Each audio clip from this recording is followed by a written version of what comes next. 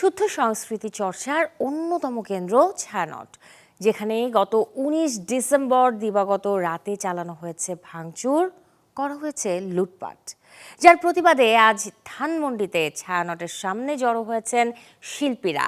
আয়োজনের বিস্তারিত জানাবো সহকর্মী গাজী আনিসের কাছ থেকে।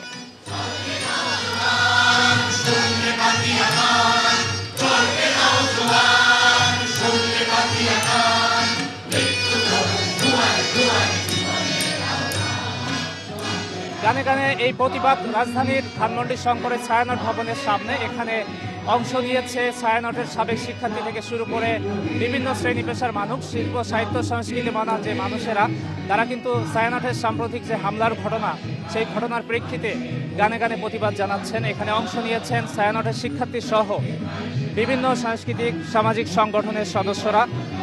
তাদের একটাই দাবি, এ ধরনের সহিংসতা ঘটনা যদি ঘটতে থাকে তাহলে দেশের শিল্প সাহিত্য সংস্কৃতি চর্চা কঠিন হয়ে যাবে। আমরা দেখতে পেয়েছি যে সেই বিকেল 4টা থেকে কিন্তু শিল্পীরা গানে গানে প্রতিবাদ জানাচ্ছেন। এখানে কাজী নজরুল ইসলামের চল চল চল থেকে শুরু করে রবীন্দ্রসঙ্গীত এবং নজরুল সঙ্গীত, তাছাড়া লালন গীতি, নানা গানের মাধ্যমে কিন্তু শিল্পীরা প্রতিবাদ জানাচ্ছেন। অংশ নিয়েছেন একেবারেই ক্ষুদে সদস্য থেকে শুরু করে প্রবীণ সদস্যরাও।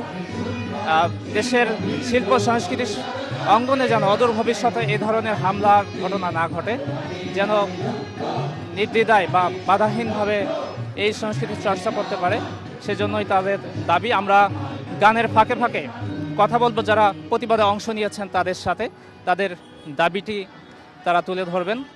আমি মনে করি বাংলাদেশের জন্য এখন একটি চূড়ান্ত অশনি সংকেত আমাদের ধেয়ে আসছে। এই হামলাতে আমার অনেক দুঃখ পাচ্ছে, তাই জন্য আমি এখানে প্রতিবাদে এসেছি। আমাদের গান কাউকে পছন্দ নাও করতে পারে, আমাদের গানের কথাগুলো কাউকে স্পষ্ট নাও করতে পারে, আমার সাথে যুক্তি দিয়ে সেটা আমাদের সাথে যুদ্ধ করতে হবে, আমাদের সাথে মনন দিয়ে যুদ্ধ করতে হবে। কিন্তু আমাকে পুড়িয়ে দিয়ে, জ্বালিয়ে দিয়ে, মেরে ফেলে মধ্যযুগীয় বর্বরতা আমরা কোনোভাবেই মেনে নেব না। এখানে শুধু গানের শিল্পী না, নাটকের শিল্পী, আবৃত্তির শিল্পী, নাটকের শিল্পী সবাই এখানে এসেছে। অঙ্কন শিল্পী যারা পেন্টিং করে সবাই এখানে এসেছে শুধুমাত্র সংহতি প্রকাশ করার জন্য, একাত্মতা প্রকাশ করার জন্য। বিজলি কেবলসের স্কিন কোটেড ইনসুলেশন আগুন প্রতিরোধী। বিজলি কেবলস, নিরাপদ আজীবন। আমরা সবসময় সবার মতবাদ দিয়ে চলেছি। এর মানে এই না যে আপনি আমার উপরে আপনার মতবাদ চাপিয়ে দেবেন এবং দরকার হইলে মেরে ফেলবেন।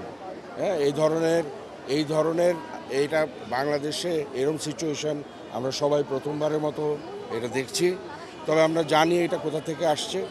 এটা আমরা সোজা কথা হচ্ছে তীব্র প্রতিবাদ জানাই, ভবিষ্যতে যেন এরকম না হয়। আমার মনে হয় যে কেউই চায় না যে এখানে যে ঘটনাটা ঘটলো সেটা অ্যাকসেপ্টেবল না, সেটা আমরা কেউই অ্যাকসেপ্ট করতে পারছি না, এবং আমরা চাই যে এটা সুষ্ঠু তদন্ত হোক।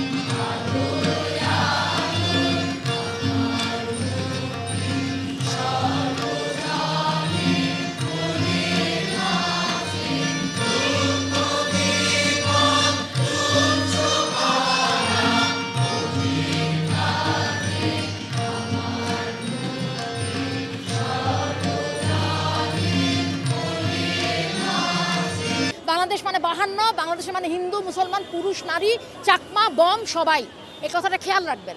এবং সরকারের দায়িত্ব প্রত্যেকটি মানুষের দায়িত্ব নেওয়া, ছায়ানটের দায়িত্ব নেওয়া, বুলবুল একাডেমির দায়িত্ব নেওয়া, উদীচির দায়িত্ব নেওয়া, ডেইলি স্টারের দায়িত্ব নেওয়া, প্রথম আলোর দায়িত্ব নেওয়া, প্রত্যেকটা মানুষের দায়িত্ব নেওয়া, প্রত্যেকটা ভবনের, প্রত্যেকটা গাছের, প্রত্যেকটা নদীর দায়িত্ব এই সরকারের। পুলিশ বাহিনী এবং আর্মিদেরকে দেখলাম। আগামীতে হয়তো আশা করব যে যদি কখনো দরকার হয় তারা প্রয়োজনের আগেই যেন এখানে এসে হাজির হয়। নট অনলি শুধু শহরে না, আমাদের গ্রামাঞ্চলে যেন যদি কোনো অসুবিধা হয় সেখানে যেন আইন শৃঙ্খলা বাহিনী উপস্থিত হয়, এটা আমি আশা করব সরকারের কাছে। যে এই বাংলাদেশে আমাদের যদি টিকে থাকতে হয় তাহলে আমাদের ভাষা, আমাদের সংস্কৃতি, আমাদের পরিচয়, আমাদের মুক্তিযুদ্ধ, আমাদের ধর্মনিরপেক্ষতা এগুলোকে প্রতিষ্ঠিত করতেই হবে, না হলে মানবাধিকার মানুষ হিসেবে আমরা এই দেশে টিকতে পারবো।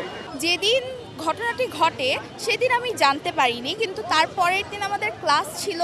আমি একেবারে রেডি হয়ে এখানে এসে দেখি এই অবস্থা, এবং আমার যে কতটা খারাপ লাগছিল, কারণ এই জায়গাটা আমার ইমোশনের সঙ্গে অনেক বেশি আকৃষ্ট, তো এ কারণে আমার অনেক খারাপ লেগেছে। আমাদের যে সমস্ত যন্ত্রাংশ বা এই হারমোনিয়াম তবলা বা যা কিছু আছে এগুলো যে ভাঙা হয়েছে এবং যে উদীচীর উপর এবং ছায়ানটের উপর যে আক্রমণটা হয়েছে এটা আমরা তীব্রভাবে জানাচ্ছি। স্বাধীনতার যে চেতনা সেই চেতনাকে আবার সমুন্নত করতে হবে ভবিষ্যৎ প্রজন্মের জন্য, ভবিষ্যৎ প্রজন্মের সুখের জন্য। এই দেশটাকে সুন্দরভাবে মুক্তিযুদ্ধের চেতনায় নতুন করে আবার সুশোভিত করবার জন্যই আমাদেরকে এই কাজটি করতে হবে। আমাদের নিজ নিজ ক্ষেত্রে যোগ্য কর্মোদ্যোগ গ্রহণ জাতিসত্তা ও সংস্কৃতি সুরক্ষায় সমাজকে সক্রিয় করে তুলবে। নিরাপত্তাহীনতার অবসান ঘটুক, বাঙালির সংস্কৃতির যাত্রা পথ নির্বিঘ্ন হোক। তাদের একটাই দাবি, দেশে আরও যত সামাজিক সাংস্কৃতিক সংগঠন আছে তারা যেন সুরক্ষিত থাকে এবং বাধাহীনভাবে যেন তারা এই সাংস্কৃতিক চর্চা অব্যাহত রাখতে পারে। তো দর্শক, ধানমন্ডির ছায়ানট ভবন থেকে এই ছিল আমার কাছে সবশেষ। জানাচ্ছিলাম গাজী আনিস।